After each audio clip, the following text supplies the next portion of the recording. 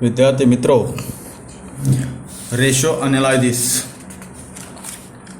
Chapter number 6 advance financial accounting मधला chapter number 6 ratio analysis त्याचे संपूर्ण फॉर्म्युले आपण पाहिलेले आहेत. इंट्रोडक्शन पाहिलेलं आहे. त्याच्यानंतर व्हिडिओच्या माध्यमातून बरेचसे रेशो त्या रेशोंचा सविस्तर स्पष्टीकरण आपण पाहिलेलं आहे. Asset, current asset, fix asset, liability, current liability, fix liability या सगळ्या गोष्टी आपण पाहिलेल्या आहेत. आता आपण प्रॅक्टिकली एक्झाम्पल सोडवतोय. Ratio analysis. रेशो तुम्हाला माहिती आहे, आपण बघितला पार्टनरशिप अकाउंटमध्ये पार्टनरचा ratio, proportion of profit and loss 2:1, 1:2, 2:2, 1:1, 3:5 हा झाला रेशो. तो रेशो आपल्याला ॲनालायझिस म्हणजे रेशोचा पृथक्करण आपल्याला या ठिकाणी करायचं आहे. रेशो आपल्याला या ठिकाणी एक्झाम्पल दिलेलं आहे बघा. From the following financial statement as on 31 March 2018 of Bajaj company limited Mumbai and additional information given below calculate ratio and give your opinion. Balance sheet दिलेलं आहे बघा. बॅलन्स शीट दिले as on 31 March 2018. Liability side दिलेले आहे 5,000 इक्विटी शेअर्स ऑफ ₹10 इच. 10 रुपयाला एक shares, असे 5 share म्हणजेच 50,000. General reserve 25,000. Profit and loss account 25,000. 8% debenture 25,000. Sundry creditor 20,000. Propose dividend 5,000. Total liabilities ₹1,50,000. And asset land and building 65,000. Plant and machinery 35,000. Stock 20,000. Debtors 15,000. Cash at bank 10,000. Prepaid expenses 5,000. Total asset of the business 1,50,000. This is the balance sheet of the company. Next, profit and loss statement for the year ended 31 March 2018. आता या ठिकाणी profit and loss statement दिलेलं आहे. विक्री cells दिले 50,000 minus cost of goods sold 40,000. Gross profit 10,000. Other expenses 5,000 and net profit 5,000. आता profit and loss statement.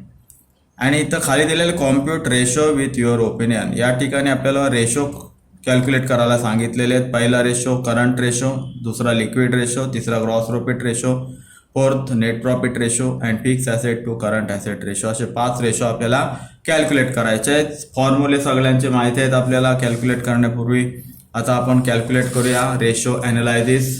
First, current ratio. पहिला आपण कॅल्क्युलेट करतोय current ratio. Number 1,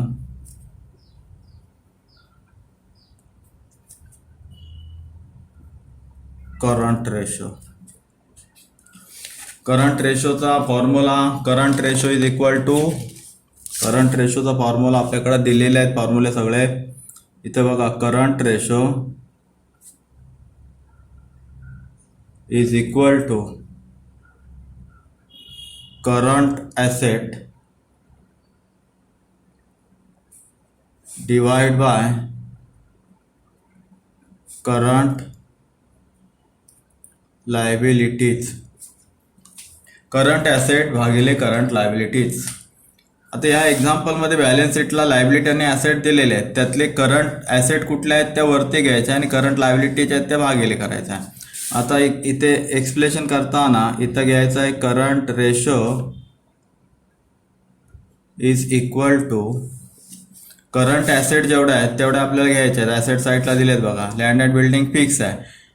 plant and machinery fix asset. Stock current asset. मी इथं घ्यायचा stock सुरुवातीला, अधिक plus debtor current asset debtors plus cash and bank current asset plus prepaid expenses current asset plus prepaid expenses current asset. हे झाले current asset. खाली current liability घ्यायची आपल्याला बघा. Current liability shares fix liability, general reserve fix liability, profit and loss fix, debenture fix, sundry creditor sundry creditor current liability, sundry creditor plus propose dividend current liability, propose dividend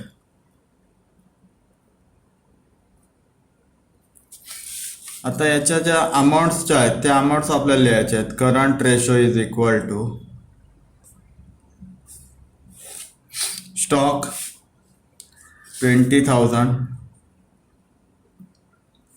plus debtors 15,000 plus cash 10,000 plus prepaid expenses 5,000 भागिले current liabilities. Current liability काय, sundry creditors 20,000 plus propose dividend 5,000 खाली current ratio is equal to, याची total करायची, current asset काढायचे आपल्याला 20, 30, 35, 45, 50. Current asset 50,000 rupees and current liabilities 20 आणि 5 25,000. Current ratio is equal to 3 शून्य गेले, 25 एके 25, 25 दोन्ही 50, म्हणजे 2:1 हा झाला रेशो. करंट रेशो किती आला, 2:1 आला. पुढे आपल्याला पाहायचं आहे second liquid ratio. Number 2 calculation करतो लिक्विड.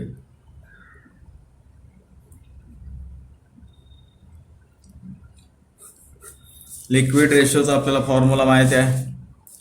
लिक्विड रेशो म्हणजे काय, तर liquid asset divide by liquid liabilities. Liquid ratio is equal to liquid asset भागिले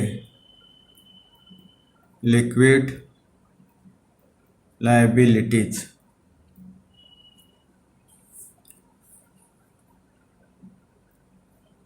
liquid ratio is equal to, आता लिक्विड ॲसेट कशी काढणार आपण, तर लिक्विड ॲसेट काढताना करंट ॲसेट वजा मायनस स्टॉक आणि प्रीपेड एक्सपेन्सेस. आता लिक्विड रेशो म्हणजे काय, त्याचा लिक्विड ॲसेट आपल्याला पाहिजे. सुरुवातीला लिक्विड ॲसेट म्हणजे कसं काढायचं, करंट ॲसेट आधी आपल्याला घेतलेले करंट ॲसेट बघितले, करंट ॲसेट ही करंट ॲसेट सगळी, या करंट ॲसेटमधून वजा करायचा आहे स्टॉक आणि प्रीपेड एक्सपेन्सेस.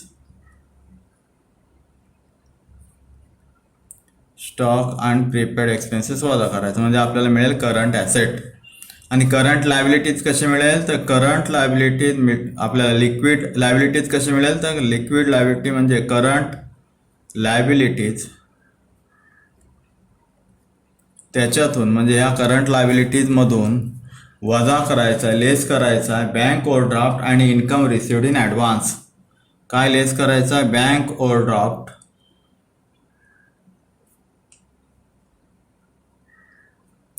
आणि इन्कम रिसिव्ड इन ॲडव्हान्स.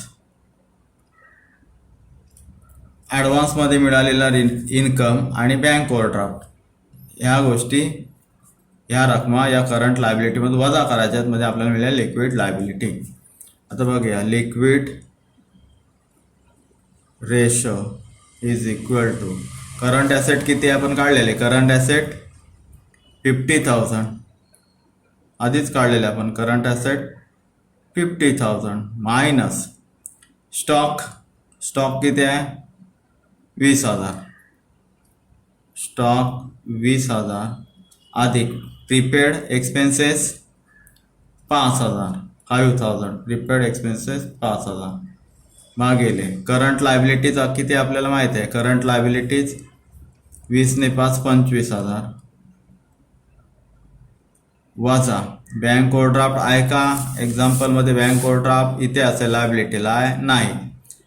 त्याच्यानंतर इन्कम रिसिव्ड इन ॲडव्हान्स आहे का नाही नील म्हणजे काहीच नाही. मग इथं घ्यायचा liquid ratio is equal to 50 वजा 20 ने 5 25,000 भागिले 25,000 भले. आता घेतो liquid ratio is equal to 25 वजा 25 25,000 भागिले 25,000 म्हणजे 25 एके 25 25 एके 25 एकास एक 1:1. लिक्विड रेशो किती आला liquid ratio is equal to 1:1 हा झाला लिक्विड रेशो. पुढे 3 number gross profit ratio number 3.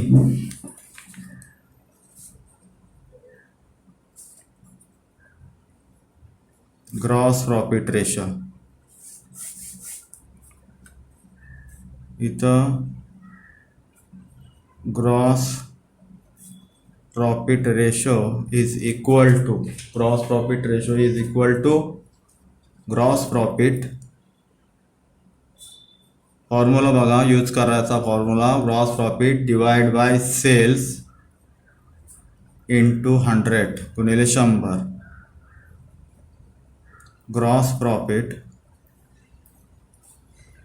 Ratio is equal to gross profit दिला बघा एक्झाम्पलमध्ये 10,000 ग्रॉस प्रॉफिट किती आहे 10,000.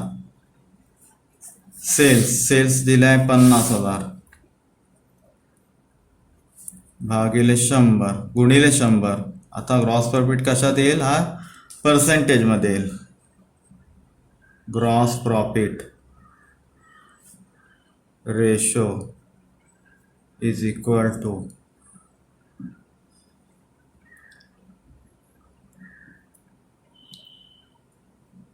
1 2 1 2 1 2 1 2 5 एके 5 5 2 10 5 0 0 म्हणजे आले 20%. ग्रॉस प्रॉफिट रेशो किती आला 20%. हा झाला ग्रॉस प्रॉफिट रेशो. पुढं चौथा net profit ratio.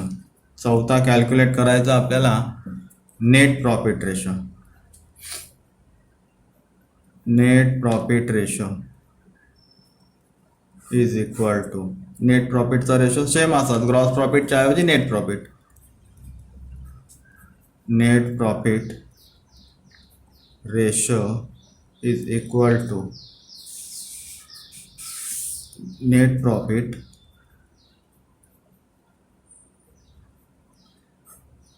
Divide by sales into 100. Net profit ratio is equal to net profit दिलं आहे बघा एक्झाम्पल प्रॉफिट स्टेटमेंटमध्ये net profit 5,000 net profit 5,000 divide by sales मगाशी घेतला 50,000 cells cells 50,000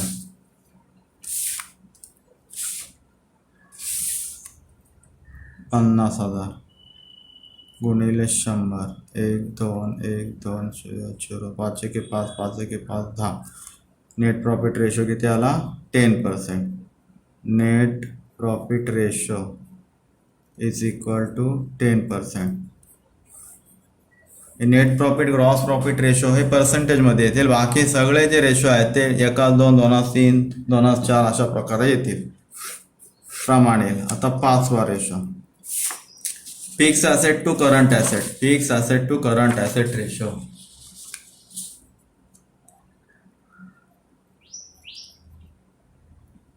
fix asset to current asset ratio त्याचं सूत्र जो आहे fix asset divide by current asset. Fix asset भागिले करंट ॲसेट सूत्र बघा. फिक्स ॲसेट भागिले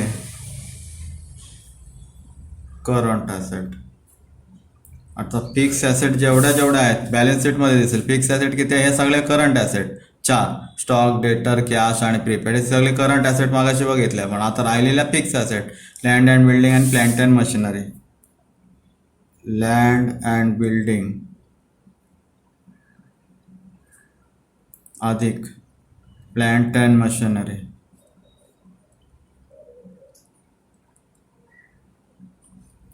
current asset. Fix asset, current asset. Current asset आपण बघितलं मागाशी. Stock, debtor, cash, bank, prepaid. Stock अधिक डेटर अधिक कॅश ॲट बँक अधिक प्रीपेड एक्सपेन्सेस. हे झाली करंट ॲसेट. Prepaid expenses. तर बघ, लँड किती रुपयाचे आहे? Land and building 65,000. Land and building 65,000 plus plant and machinery 35,000. 35,000 divide by stock 20,000 plus debtor 15,000 plus cash and bank 10,000 plus prepaid expenses 5,000. 65, 70, 100, 1,00,000. Fix asset किती झाली? 1,00,000 रुपयाचे. भागिले करंट ॲसेट 20, 30, 40, 50 हजाराचे. 4 शून्य गेले, राहिले 5 एके 5, 5 जुने 10. म्हणजेच रेशो जो आला fix asset to current asset ratio is equal to 2:1. 2:1 हा झाला ratio. Fix asset to current asset ratio. अशा पद्धतीने रेशो आपल्याला कॅल्क्युलेट करायचे आहेत. दिलेल्या फॉर्म्युल्याचा योग्य ठिकाणी योग्य त्याप्रमाणे वापर करायचा, योग्य प्रकारे कॅल्क्युलेशन करायचं आहे आणि अशा पद्धतीने आपल्याला रेशो कॅल्क्युलेट करायचे आहेत. हा झाला रेशो ॲनालायझिसमधला प्रॉब्लेम नंबर 1. अशा पद्धतीने आपल्याला कॅल्क्युलेशन करायचं आहे. धन्यवाद.